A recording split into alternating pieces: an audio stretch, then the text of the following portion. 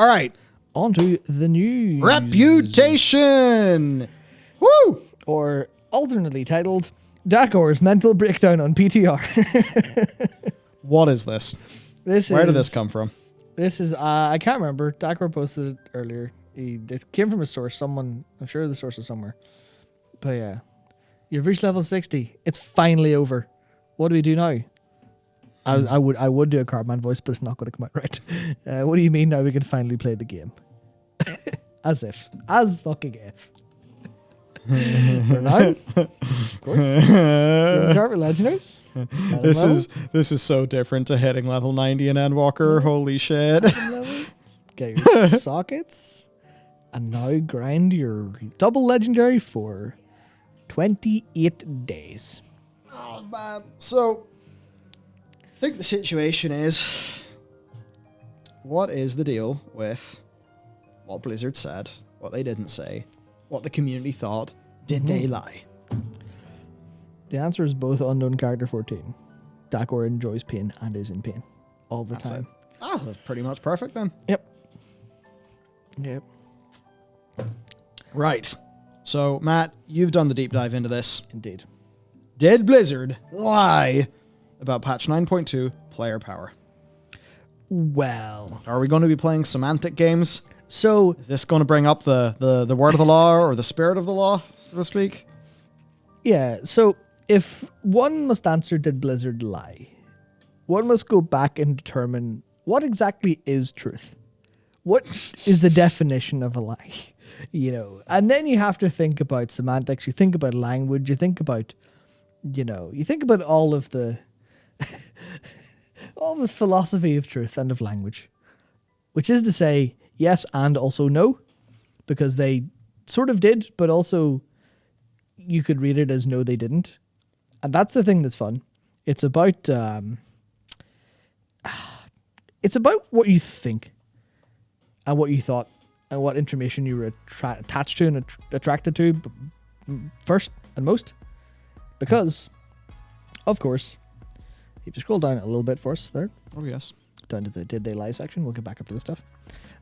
For Mohead's coverage, they said, their takeaway from the interview with Morgan Day with the starting zone that brought us information that we wouldn't have to do anything for raid power. They said the major goal is to incentivize exploration. The raiders should be able to ignore the system if they want to. No raid player power will be bound to it. So I was like, okay, that's a good summary, but I want to know the literal quote. So if there's anything a little bit, did the Mohead summary read it right? And what he actually said was, this was in reference to the Cypher, the first one's talking about it. A major goal of ours is for this system to be for people to enjoy the outdoor world, to enjoy the story and exploration. If you're a person who's only interested in raiding, this system you can completely ignore this if you want to, and you won't be missing out on any player power of any kind. This is just something that's for people who are really excited about kinda the secrets and the things Zereth Mortis has to unlock. Which quite literally means, he said you won't be missing out on player power. You can completely ignore the cipher of the first ones, which isn't Zereth Mortis, but it also is.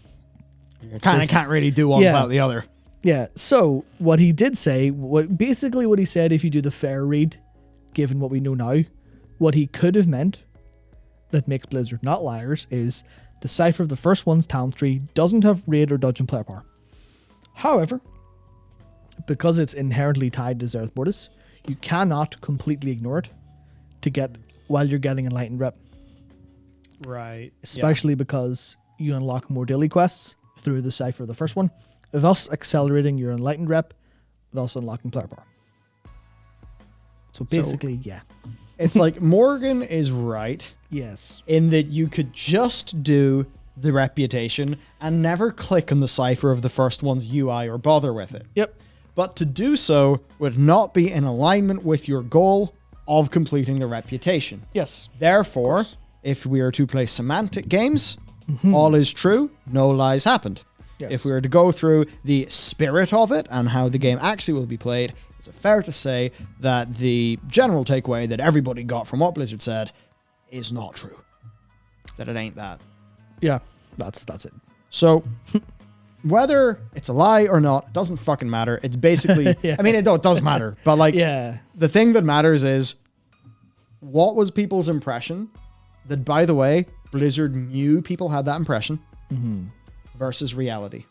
Yep. And if there is ever a mismatch there, you need to just type a tweet, send tweet. Make a community forum thing, send the post as soon as possible. Because that opinion will spread like whitefire. Or whitefire? What's that? Wildfire.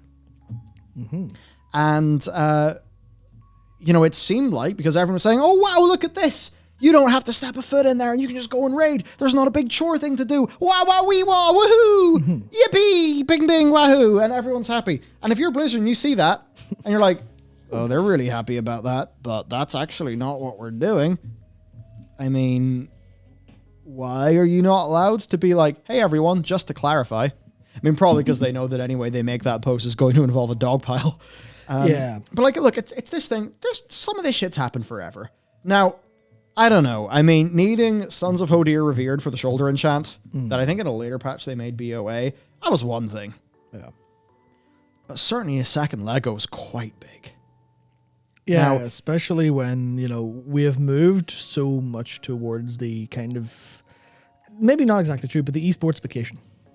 The esports vacation of content and the fact that it's so heavily focused on this instance-driven stuff and you're supposed to do it right away, and all of the community stuff surrounding that and the power you have, you're like, it's irresponsible to try to, not that you were doing that, but to use like Wrath and before as a kind of explanation for how it is now, because everything else is so different as well.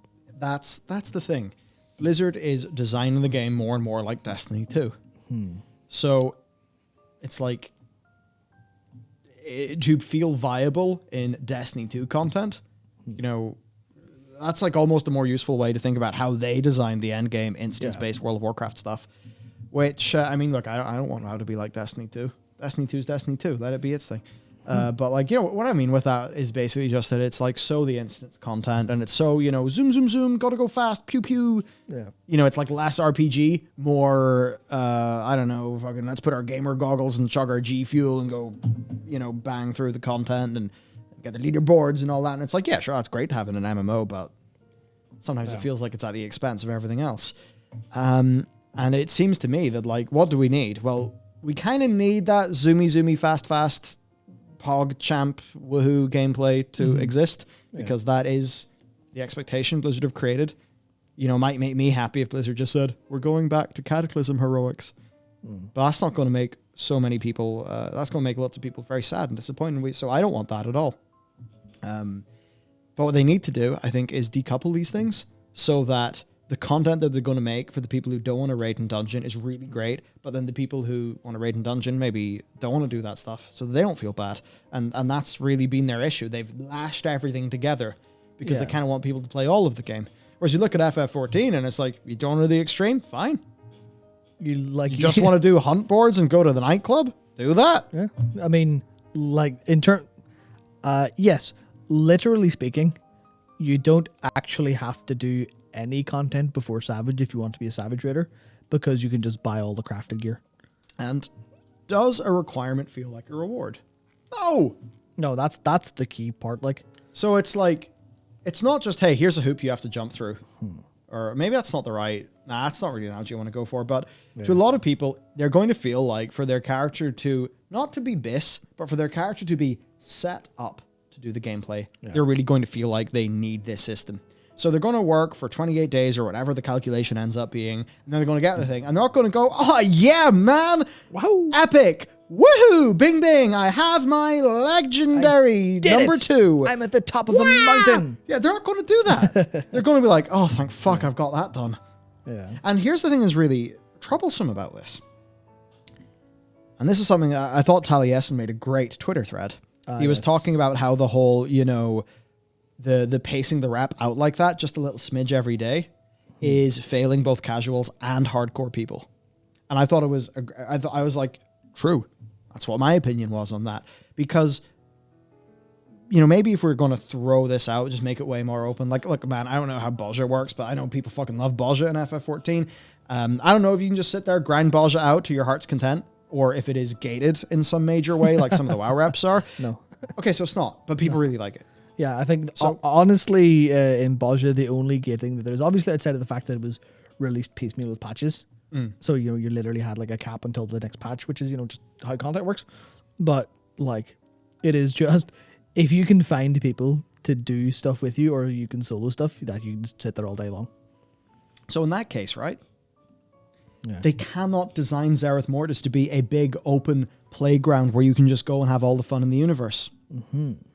Because in a way, if they did that, then people would be able to gain rep as fast as possible. And that would mean that the hardcore people would no life it for like 10 days, get really angry with the game, and then finally get it done and do their raid. Yeah, the poop socket and that'd be it. Like. And that's it. So because it's poop sockable for player power Yeah. in a, hardcore, triple capital G gamers are going to do and feel like they have to do because it's a requirement.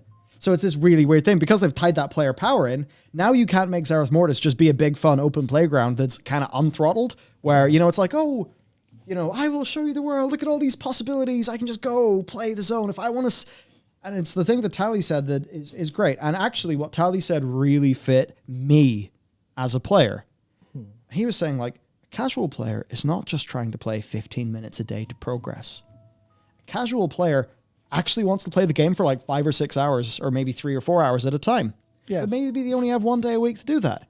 And that's the thing. So to throttle this so that poop sockers can't poop sock, Yeah. they've had to spread it out, which now means that casual players who can't log in Blizzard thinks casual means like 15, 20 minutes a day or 30 minutes a day, when I think for a lot of people it doesn't mean that. It means, oh, great, I'm going to play WoW on my Saturday. Yeah. So everyone fucking loses. And if the player power wasn't tied to it in any way whatsoever, they'd be so much more free to design, right? Yeah. I mean, man, why is it got to be like this? Yeah, as far as I don't really know if I'm like relying too much on any other games and thinking about this for this, but fundamentally to me, it feels like the way to do this is give very large bonuses for first activities in a day, then give a reasonable feeling thing. And the key here is to balance it so it feels like the first couple things you do are really high value, but the rest aren't zero value. They've done that before. Yeah. So you have to just keep doing that. So you can have people who are like, oh yeah, fuck, I've got like, I've woken up on a Saturday, it's 8 a.m. I've got leftovers from Friday. I can make dinner in 10 minutes then. Sweet, fantastic. My family are out for the day, or, if you live alone, you're like, fuck it, I have nothing to do. I can get 16 hours of video games in. And they're like, fuck, can't wait for my big day of World of Warcraft. Okay. And game remote engaged. 30 minutes later, I've got everything I can in Zereth Mortis. Welcome to patch day. Yeah. Yeah, I'm going to log out and go do something else or play something else because they want the daily. It's weird. It seems like they don't actually want people to play for a certain length of time. They want daily active users. Or the very simple tricks to go, oh, if we make you log in every day, then you're going to be a daily active user. And we know that your psychology is going to be tricked into thinking this is part of your daily routine. Get your daily login bonus. Yeah. There aren't daily login bonuses, but unfortunately, there is a mobile game energy bar coming to World of Warcraft in patch 9.2. Zereth Mortis happy? Sort of TM, but yes. Yeah. I mean, that's kind of me memeing it, but it feels like that. So it's just a situation where, look, this literally is shit for everyone. It is not in the interest of the casual player. It is not in the interest of the hardcore player. It is basically in the interest of fucking lashing all this shit together so that you do it all, regardless of how you actually want to play World of Warcraft. Yep. It is just, that's what it is. And you can see that the developers have had to throttle and do things in a certain way because that player power is there. Yeah. And I just think of is, second you get into the game, here's the thing, double Legos isn't a reward. It's a feature. Yeah, it's a feature, but It's a patch feature. It impacts your gameplay. Yeah. So ship it with the patch. Make me excited to log in and use a new Lego at the same time as the current Lego that I've got. That's, yeah. Yeah, I mean, you know what's actually a pretty good example? I can't remember what day it was. I think it was last weekend. I don't know. Time doesn't exist anymore. Anyway, I have been doing a little bit. Fucking hell, where'd my voice go there? Jesus Christ. I've been doing some stuff as Resto and Ellie as a shaman because I want to play that in 9.2. And sometimes playing Ninja in FF14 makes my brain hurt. Certainly So I'm does. like, fuck it, you know what, whatever. I've done my roulettes, I'll go play FF for a couple, or go play WoW for a couple hours. And I didn't do enough to get my full legendary because I didn't have the soul cinders, but I did enough Torghast in one day to get all my soul ash up. With my play pattern, if they hadn't opened that up, I wouldn't have been able to do that. Was it fun? Not really, but it was okay. And I achieved my goal, which is a lot of the times all an MMO needs to be. It needs to be okay and feel like, yes, there's the number, it's up slightly enough, you're okay, you're happy enough. And that was perfectly fine. And that was impossible until 9.1.5. Yeah. That just wasn't how the game worked. And they're just making the same mistake again. Of just, you progress at our pace because we have this design planned for content. As opposed to, do it at a relative pace, whatever. And the thing that sucks about the way that all of this is done, where every single patch is just it's just another iteration of Bobby's Maze. Yeah. Like, if they were like Korthia, okay, let's make some super cool, unique gameplay, super cool, unique rewards. It's not tied to player power at all. Let's just, go make a cool thing. And also make it so, like, the gear catch-up isn't a major part of it. Yeah. So make it feel more like a Baja or, some other sort of feature where it's then designed to be more evergreen. Yeah. And then it turns out that Zereth Mortis doesn't replace Korthia. Mm-hmm. And if none of these things are tied to the player power, then those are actually just evergreen patch features in a way that I think would make the overall game quite a bit more healthy. In the way that some other MMOs do those things. I think Guild Wars sort of get some of those benefits. So Guild Wars gets some of those benefits. So too does, obviously FF14. Mm-hmm. So, yeah. Now, Matt, did they tell us all along, though? And because I'm drinking like a fish, and I now need to go and deal with the consequences of my actions. Yeah. So I'll leave that one to you.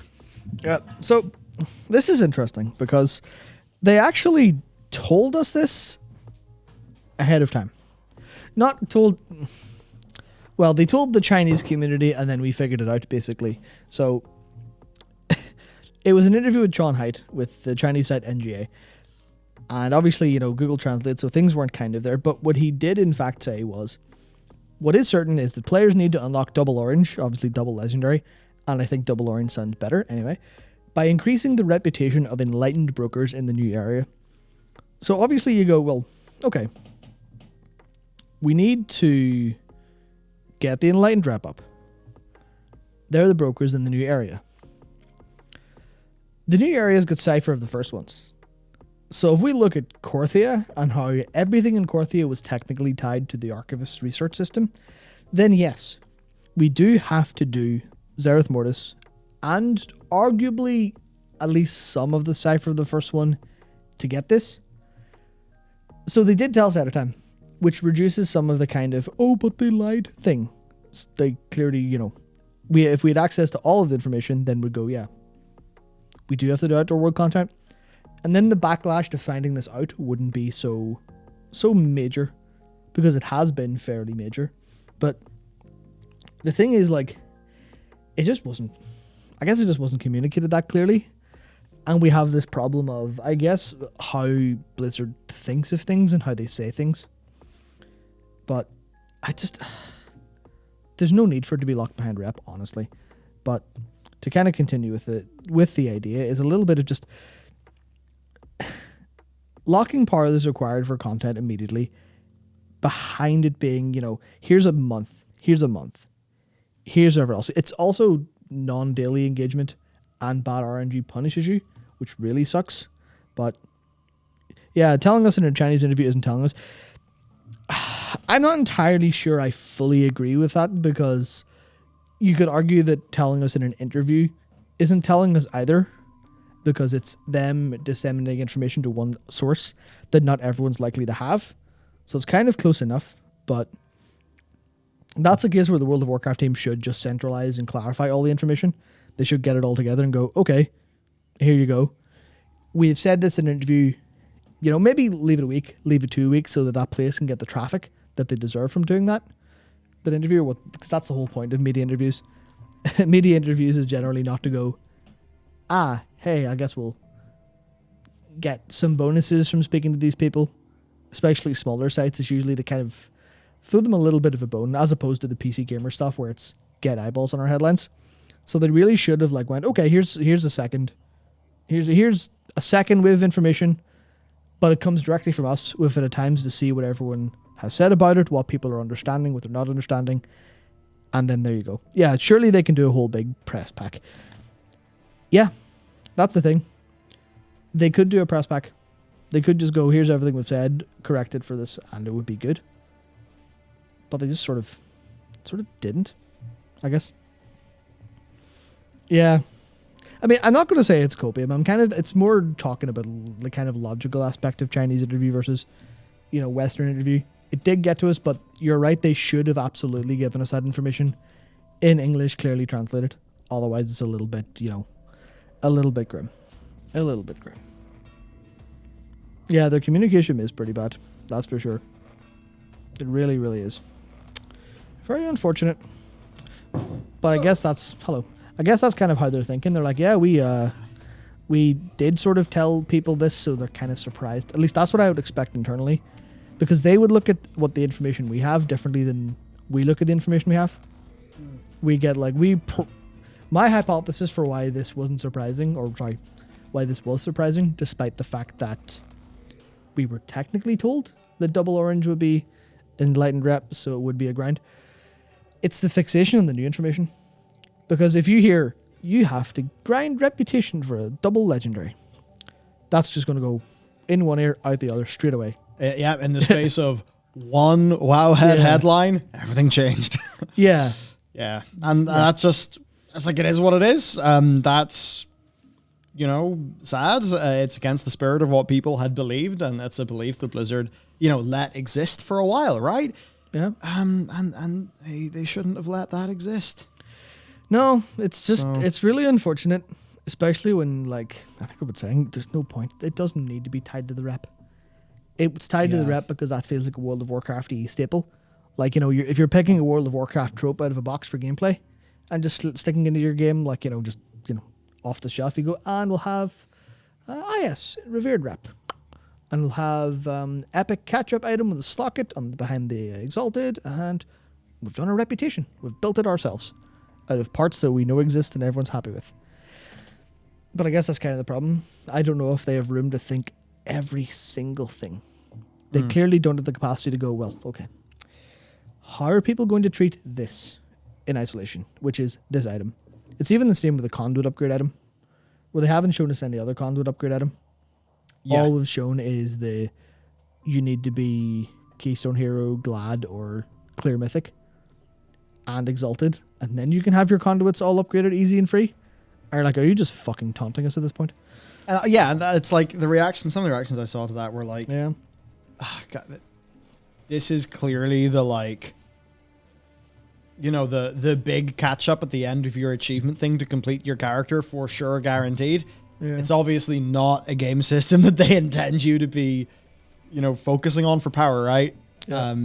But in the information void, of course, community reactions to this, fun as always. Here's Mr. THD. Community. Happy boy he is. No player power attached to outdoor content. Which, that's the thing that's interesting. That's the interpretation a lot of people had, was no player power attached to outdoor content, because that's how it was communicated across the community. Yeah, because the thought was Blizzard let that happen. The thought was, I'm a big Gosu gamer. Korthia bad. Yep. Oh, Korthia. New patch. Very grim. New patch. Not doing Korthia bad. Oh, good. Yeah. And then obviously this is, oh no. That's what we thought we wouldn't have to do. Why were people not excited for Zereth Mortis, but why were they thinking about that? It was well, it's not going to be like Korthia. You're not going to have to do that kind of thing. Yep. But that ain't it. So, of course, Cyana, I always take what Blizzard says with a grain of salt, but I'm extremely disappointed in the fact they clearly said no power gain in the new zone, Raiders won't have to do it, and now double Lego locked behind a rep. At least it's account-wide, I guess. Flex, double Lego should be obtainable in 7 days. That way, people who are motivated, they're doing their thing. Obviously, when you sort of stretch that out to 28 or whatever days, not good. There is one thing, though. We could get... yes, the weekly, their version of Shaping Fate, could give more rep. Because right now I don't think it's giving rep, so that could accelerate those things. So still PTR. I think it is it? I thought it was giving a surprisingly small amount of rep. But surprisingly small. of course, Roger Brown. Double Legos should be unlocked instantly. Yeah, it's a feature, not a reward, in my view. Maybe they see it differently. Or unlocked sometime later, a month into the patch or so, without a crazy rep grind. Don't make people work hard for unlocking gear power. It makes... I guess that's the thing. I'm okay with, work hard to unlock gear, but it feels like it's work hard to unlock game feature. And that's the bit where it feels rough with Blizzard sometimes. It's like we're sitting there trying to grind to unlock the game feature, and then you actually look at it, you're like, oh, all these conduits are shitty and lame or boring, or, oh, look, we've got to get this Azerite. Oh, yeah, fine, I've got my Azerite for the big player power. Really, it's a bunch of boring passive effects? Sad. So it's like, do less, but do good. So I actually think I would largely disagree with it being a feature thing. I think it's about the content-specific power. Fair. I think that's the most important part, where if they had a legendary behind the rep or behind the Cypher, the first ones, that was purely for Zereth Mortis power, that would be fine, I think. I think people go, sure. But to me, it's about design. What a fucking generic statement, Matt. It's about designing the individual segments of the game, if you follow, where you've got outdoor, you've got raid, you've got Mythic Plus. Those two are in the same bucket. You've got PvP. It's in its own bucket. And then you've got collectibles, which is just a big confusion nightmare zone, also paired with outdoor. And those should probably, for the overall health of the game, be completely separately designed with their own power curves. Because once you tie them in together, then you have this problem of people not having enough time to do what they want to do, or being forced to do things they don't want to do. And I think that's the problem, where it just ends up feeling that way. It's just like, oh, well, I have to go and do a bunch of Cypher of the who. I don't know first ones. I'm a raider. Obviously, it's bad that raiders don't have a full, understanding of the lore in that sense, if it's a case. Compared to, but say, also Final Fantasy XIV, where it's like, if you're a raider and you do have an understanding of the lore, big. Yeah. I mean, obviously, that's the bonus happiness from being part of all of it at once. Yeah. But it's the idea of why do you not treat these as entirely separate things and design curves for all of them? Why are you not going, okay, well, on week X of this much progress in outdoor, they'll have this outdoor happiness done, etc., etc. But that won't impact the raid. Or, raid should be designed for progress in a bubble, so people doing Zereth Mortis shouldn't, have an untoward improvement there, or people doing PvP shouldn't have an untoward improvement in raid capability. I think that's just kind of the thing. It should all be it would also be easier to fucking do. This is one of the major things. It's so much easier if you're like, well, if we completely isolate these, then people who just raid will be able to understand just raiding, and then they won't have to worry about doing a bunch of other shit they don't want to do. And people who do everything won't have their brains on fire from trying to, fuck, how do I theory craft all this shit together? Do I use my Mythic Plus piece or my raid piece? Oh shit, I guess I'll use Simcraft. Where it's just, here's your raid gear, do the raid. Okay. Is that boring RPG wise in the sense? Yes, but in this isolation of design, you can design those decisions within that, and then you'll be happier off for it, generally speaking. Also, you can then, on a production standpoint, you can tell teams to go into their corner and do shit. So instead of, say someone's designing loot for, I imagine loot tables are designed by the same, people. But imagine if you didn't have to do that. And you were like, hey, I was about to say Johnny, but that's literally Johnny Cash. Hello, person A. You get to go make the funnest loot table for Mythic Plus, and it'll be fantastic. Also, you don't have to tell anyone in the raid team. You know what they're like. They don't like fun trinkets, but you get to do whatever you want. That's just a better thing, I think. Yeah. So here's something from Fingal, who yes, I remembered he was working with Preach a while back. Yep. Back whenever Mike was getting super into the class content. He's not making that for WoW anymore, is he? So he's just saying, recently I've been like, I might start playing WoW a bit again. So I read about 9.2 in WoWhead. I'll find something else. Hey, Blizz. Holy shit. Fucking man's tweet did good. Look, Blizzard, this is how it makes people feel. This is what people's gut reaction is. And as we all know, here's the thing. You know, you can kind of like be a very big academic, like, yeah, I'm right though. I'm right, and that means I'm right. And if I'm right, it's going to be right, and I'm going to win. Wahoo! When it's like, all right. Well, if you're right and they left, you've still lost, haven't you? Mm-hmm. So it's about people's first impression. You know, what does your broad design, what first impression does that give people? Because first impressions count. Like, sure, sorry, I know it's shit. Do you think I want, you know, like titles and thumbnails to be in the state that they are in YouTube? Like, and you guys have probably noticed we've been iterating how we do that. Let me tell you, I know a few people are a bit more pissed about it, but it fucking works really well. Yep. And it's like, but do you know why that is? It's because first impressions count.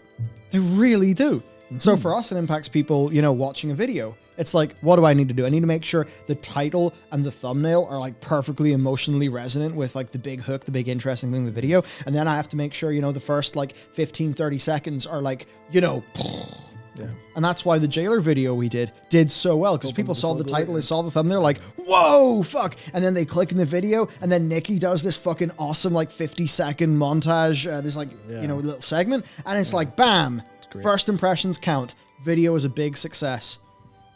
I mean, for all I know, people could completely hate the back half of that video and they immediately click off. But first impressions count. And it's like, man, you gotta, you know, maybe it's just because what we do in our job, like, obviously it's not player facing because you guys haven't all bought our game yet. I joke. Very good. Very funny. No, but like, it's droll. player's not the right word. It's viewer or whatever. But we so intimately know what people want from us. Because we read the comments. We post videos every day. We read tweets every day. We see everything every day. We're like so totally immersed and we're so close to, you know, it's so close. We're like, it's a very frontline thing that we do. You know, we don't like retreat away to the dojo for a few months. I mean, and that maybe just means me and you are hyper attuned to like people's reactions to things, first impressions. How you communicate what you mean in a way that will actually reach people. And it's like, that's the one thing Blizzard's really bad at. And now you got this. 703 likes. 30 retweets. 30 retweets. I mean, look at all these quote tweets. I bet all of these will be in agreement largely. What are the impressions going to be like? Because you could look at that and see it has 30,000 impressions. Maybe 40, 50,000 impressions for a tweet. That amount of likes, probably close to 40, 50,000. Yeah. Do you want to create this? Because here's the thing. You could say Fingal made this tweet. It's Fingal's fault.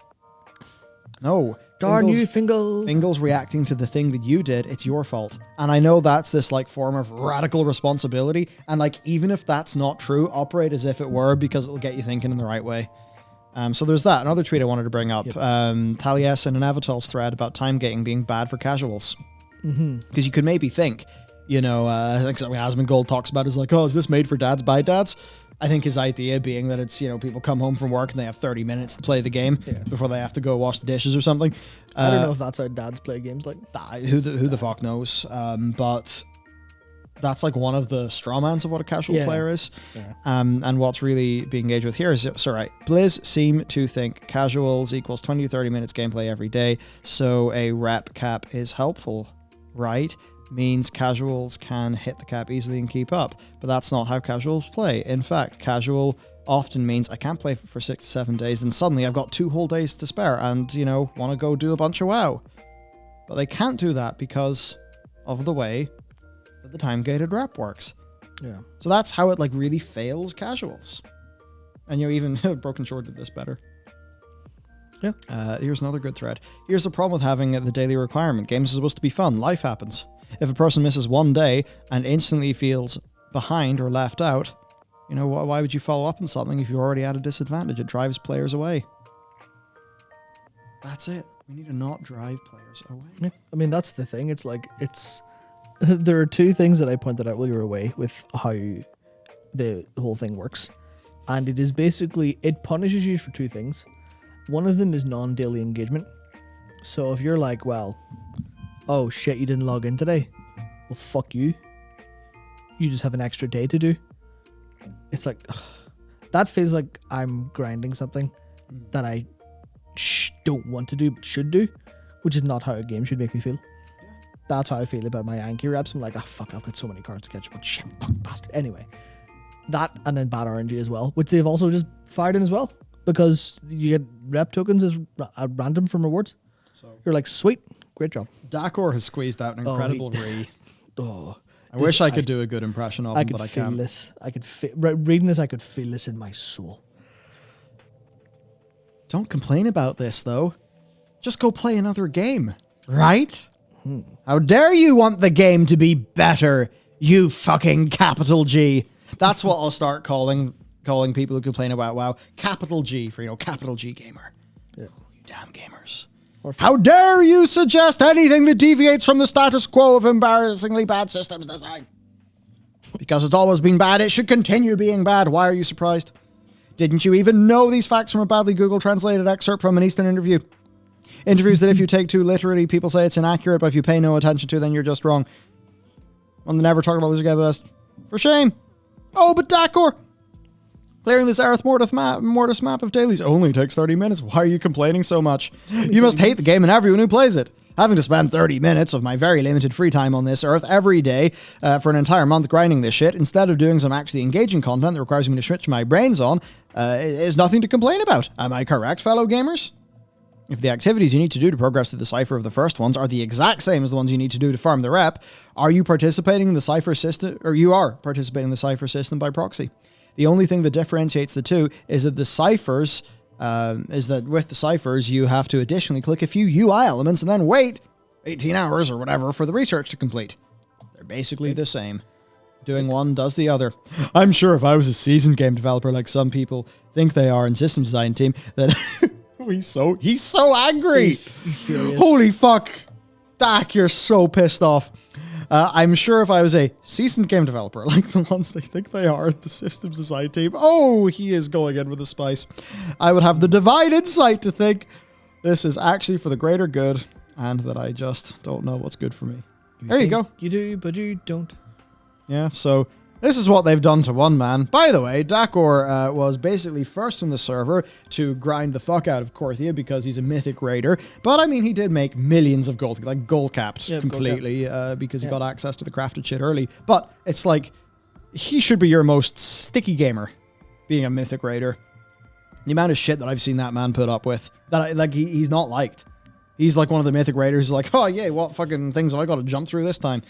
And it's like, man, if you're getting so close to driving those people away, then they should be the stickiest people. Like, what of the silent people who have left, And I guess that's something that the FF team talked about in that, those slides from GDC or whatever that always get shared around. So it's very interesting. It's very, very interesting. But there's a very easy fix. Make a quick little quest line, give this to people in day one, and just... Yeah, easy. And then... maybe if there's a way to balance Aerith Mortis so that it can be a bit more freeform in its pacing to solve the, I think, very, very accurate concerns that, say, Taliesin and Avatel have brought up, then that could be really good. Yeah. Because there's cool things in Aerith Mortis, like the proto-whatever synthesis, if you want to make some mounts, make some pets, that's all really sweet. But I think for people, if it's tied up in some of the less fun gating stuff and, they're just cajoled into doing it for power, then they're not going to enjoy the experience. I mean, in FF14... like, if you had to do Baja for player power during Shadowlands or Shadowbringers... I cannot describe how furious everyone would have been at that. And that's our normal in WoW. It's insane. I mean, okay, there is very slightly, technically, that this relic was there eventually, but it wasn't really a big deal. Yeah. Tried to drink the foam. Turned out the foam store of state. Nice. Well done. Greens powder. Yum, yum. Yep. I mean, like... Actually, it tastes pretty good. Do you want to... Like, this is how easy this stuff is to fix. Technically speaking. This isn't a fix. It might not balance the whole system, blah, blah, blah, blah. Just first 30... You log in after the daily reset. You go to the Primus or whatever the fuck's in Aerith Mortis. You go to Poke or the new Pelagos, whatever. They go, hello. I am here and I am ready to game. And they go, all right, for the next 1 hour, maybe the next 30 minutes, you've got 50% extra rep gain for today. Have fun. Maybe double it. Maybe triple. Maybe triple's a bit too strong. But then you get to go, wee, loads of rep. And then you go, fuck it, I was in the groove. Sure, I'm getting half now, or getting, I guess 25, 30% less. I'll just keep going. I'm in the vibe. I'm going. I'm hardcore gaming. And then you keep going. Or you go, you know what? I wanted that shit at speed. I am busy. I'm going to go play other game because I'm an MMO gamer, which likely means I've got 5 other daily logins to do. So I'll go do those. Or I'll continue playing whatever else. Both of those people should theoretically that was grand. Sure, sweet. As opposed to the version that we kind of already have, which is, or that we do have, which is, oh yeah, I'm vibing, I'm grooving, I'm 30 minutes into this new zone on patch day, and I've hit a brick wall, and I have to log out now. Goodbye. Yeah. That's a lot of stuff. It's so... I think that the community feedback has been very loud and clear. I mean, people have been unanimous. Yeah. I mean, okay, there's been a debate about, did they say that? Didn't they say that? Whatever. But I think when it comes down to the fundamental bit of, like, how is the game designed? Yeah. I mean, you've got, Mythic raiding community, not happy.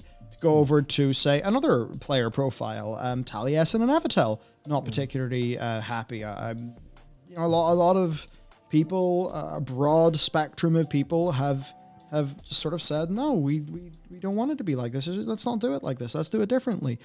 How long will it take for them to kind of listen, I guess? Because for a lot of people, there's going to be, the zone might be more fun than Korthia or something, but they're going to have, it's like almost regardless of the inherent fun of the zone, if they're doing it for the same reason begrudgingly, they're not going to enjoy it, right? But then you've made it so that they kind of feel like they have to do it to do the content they enjoy. And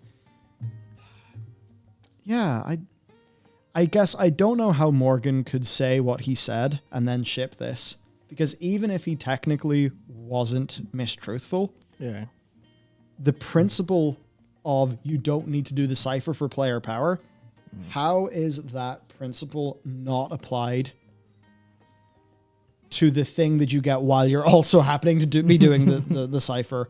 Like, I just find that really hard to understand. I do not get it. I don't get how that happens at all. It's and we keep on talking about principles because it's just like, learn something and apply it. I think you don't actually need to do it different every patch. Yeah, but that's the thing. I don't know how arguments or disagreements are handled in the World of Warcraft team in terms of, how they think about, hey, I don't think we should do this, we should do this. Because the way that they always talk about things and always specify things comes across to me like a very kind of corporate, very legal environment, which wouldn't surprise me given the, the people involved, but it's very much technicalities. You win on a technicality. You don't seem to win on the player experience or the player story or the user story or the principle. You win on the technicality. You win on the, prior evidence in a way. It's like, hey, this worked. Oh, we'll do that then. As opposed to, well, it feels like no one in the entire team, as far as we're aware, asked the question out loud, where should the legendary belt or legendary power come from? They just went, well, it's the rep vendor. Guess I'll throw the belt on there. Seems to be that. And it seems like it's always the technicalities. Like, the cipher's technically not part of player power. Technically doesn't have it. As opposed to, well, clearly fucking does. So I imagine when they were discussing that internally, whoever designed that, because I can't imagine Morgan did specifics. Maybe, I don't know how the team's broken down there, but, they likely won on the, Cypher doesn't have any player power because of this. And the evidence provided was none of the talent trees saying anything but player power. And then they're like, okay, well, that's a bullet point. Hey, that's good. We could use it for marketing. And no one sat down and went, is that true? It's just, it's technically true. Technically correct. The best type of correct. Exactly that. Yeah, so, man, it's messy business.